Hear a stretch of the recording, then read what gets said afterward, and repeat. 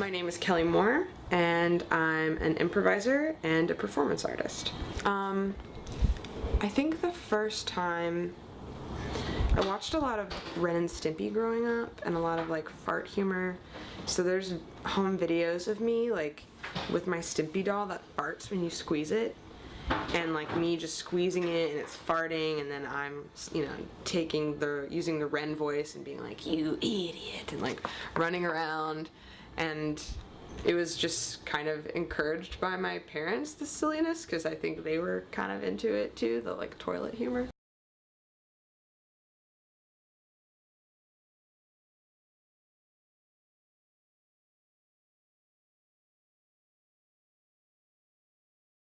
I think I was 8 years old, and I put on a puppet show, and the puppet show was about like a stinky rabbit or something, or like a rabbit that farted. There's a running theme with like me loving fart jokes apparently.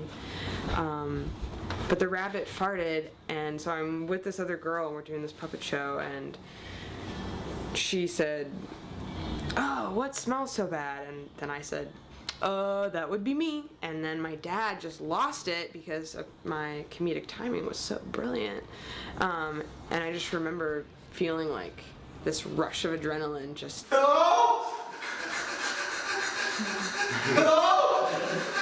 It's not working, you idiot! Hello? It's not working! Of course it's not working! This isn't working either. I don't even think that's mine. Are you calling me a liar? No, I'm calling you a whore. How dare you! Yeah, they were cool with it. They were mostly concerned for my financial well-being, as they should be. But they've always been completely supportive.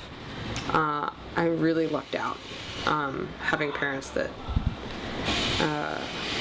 appreciated what I was doing, regardless of how weird they thought it was, or but yeah, so they've totally been supportive, but I think that they might have felt more comfortable if I was a doctor, just for maybe their retirement. Maybe not. I don't know. I'm just joking. So the first character that I came up with was Stevie. I'll show you. He's up here. So this is Stevie, and he's like the super fan. He obsesses over everything. So in the improv scenes, he was usually obsessing over like some chick he saw in the grocery store or whatever. And so I tried to do that with sort of a video monologue style. Joffrey's gonna destroy the realm.